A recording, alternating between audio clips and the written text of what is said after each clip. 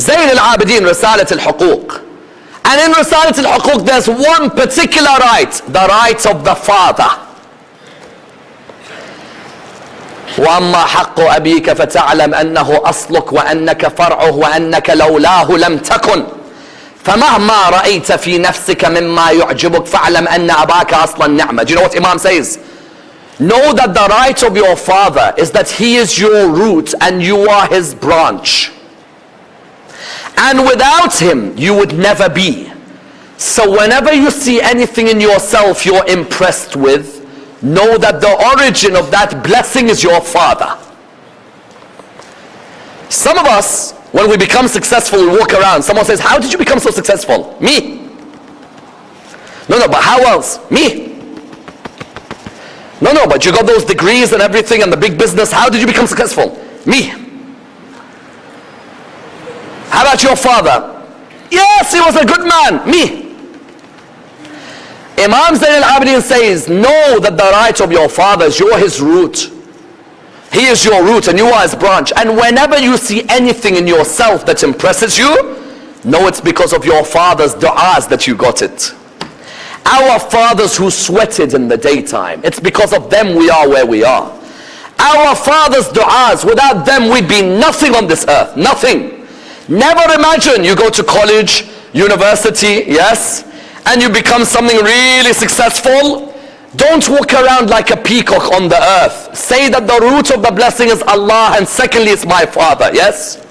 Our fathers, how much they worked so that we get what we get. We achieve what we achieve. Don't ever be neglectful of your father. There are some, they use their father simply as a cash machine, yes? The mother is a cook, the father is a cash machine. Mom wants food, mom wants food, mom wants food. Dad, I need money. Dad, I need money. Dad, I need money. There's no meaningful conversation. How are you, Dad? How's your health? I hope you're well. How's everything been? Joke, laugh, enjoy. Your father's not going to live on this earth forever. Don't just look at your father as a cash machine for you in your life. Look at your father as the root of your blessings on this earth. Every success that you have is because of that father. And that's why Imam, do you know what Imam says? Imam Zayn al-Abidin says something very interesting. He says there are 4 rights your father has over you. The first of them, never call him by his name. Today, wallah, I see people, sons, he calls someone, hey Muhammad. You're like, oh, who's Muhammad, your brother? He says, no, my dad. Number 1, you don't call your father by his name. Number 2, never walk in front of your father in a gathering. Let him go in, then you. Some of us, when we come home, when we get out of the car, we've run inside, remote control, watching, sitting. The father's outside, the poor man with the shopping bags. Some of us, when we come into the mosque, we're with our father together, then we walk in before him. No, Imam says your father always walks in ahead of you. Number 3, and quite beautifully, don't sit down in a gathering until your father sat down. When your father sits, then you sit. I remember one famous speaker, his son, I would always see him when the dad is walking to Mimbar, about to give lecture. Wherever the son is in the crowd, he'll stand. Until the dad sits, then he sits where he is. I asked him one day, I said to him, whenever your dad goes up to give lectures, you're in the crowd, I see you, you stand up until your dad sits. He goes, yes. Imam Zayn al-Abidin says, don't sit until your dad sits. My dad stood up, I have to stand up. When my dad then sits, only then I sit. Number 3. Number 4, the most important. Don't do anything that brings abuse to your dad's reputation. Youth in the crowd today. Youth listening around the world. I know some of you enjoy the world of drugs. I know. You don't need to think that I live in a different planet to you. Look at me, you'll realize I'm in the same planet as you. I know there are some of you who are smoking the drugs without your dads knowing. And between you and your dads, you may think, between you and yourself, you may think this is right. If you're not going to stop it because it's haram, at least stop it so you don't damage dad's reputation. Because when the community sees your dad, they'll say, look at him, he comes to the mosque, his son is like this. Imam says, don't do things which bring abuse to your dad's rep. Those of you who are drinking alcohol around the Muslim world who listen to this lecture, I know you may justify it. I know you may say you're not religious at the moment. I don't care. Just don't do things that hurt your dad's rep. Your dad's worked hard to look after you in this world. I had a friend of mine in the Iraqi community. He was getting married. He said to me, would you come to the wedding? Now, you know, people like myself, we're only invited to nikah. No one invites us to receptions. I don't know why. They always invite me to the boring events. I get invited to the nikah. I hear next day there's a great reception, no one ever invites me. Why? Said Ammar sees what's going on in the reception, he's not going to be happy. Okay. Allah sees, don't worry. My friend came up to me and said, listen, it's my wedding, I want you to be there. I said, Habibi, you know, I don't really attend weddings at all. He said, give me a piece of advice, I beg you, just one piece.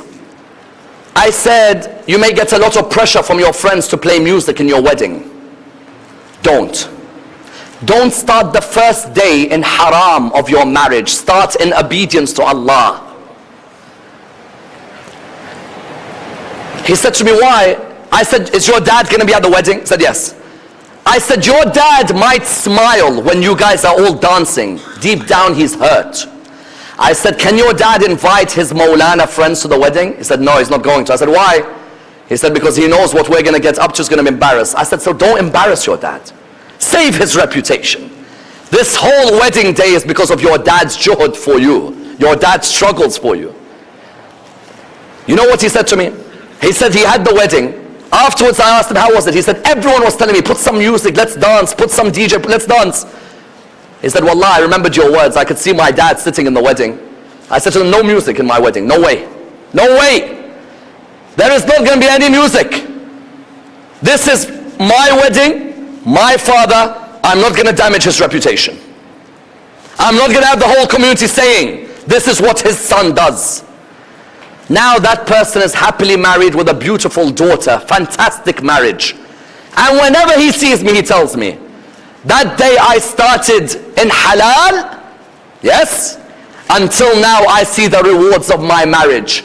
And others who started in haram, their marriages went really shaky. Therefore, what do you find? You find that the fourth one is what? Don't bring that which brings damage to your dad's rep. Yes, you may enjoy, but Imam Zayn al-Abidin says what? The fourth right of your father is you don't bring something that damages the rep. And that's why the question arises. If my parents are not religious, do I have to obey them in everything? Say, I'm going to this wedding, and my dad says, listen, it's your cousin's wedding, you have to be there. And so I know my cousins in their wedding is dancing and loud music and so on. Do I have to be at the wedding? No, you don't. But my parents, I have to obey them. The moment your parents are disobeying Allah, you have to disobey them. No more respect. Akhlaq remains, that there's no doubt. But obedience, no. But as I said, Ammar, my cousins, they're in, for example, America, they're having this wedding. If I'm not there, my parents will be unhappy. Say to your parents, I have a grave and a day of judgment I need to answer, and you're not going to answer on my behalf. On that day, you'll be concerned with your own cinema screen, and I'll be concerned with my own cinema screen as well. And that there's no doubt. Someone says, but Sayyid Ammar, my parents might get embarrassed that I'm not there. Doesn't matter. Say to them, what does the couple want? They want a gift, I'll give them a gift. Box gift, box gift. Envelope, envelope. Dinner, I'll buy them dinner later on. Haram, I'll never disobey Allah subhanahu wa ta'ala. No way. Because when it comes to obedience to your parents versus obedience to Allah, there's only one winner. Obedience to Allah subhanahu wa ta'ala.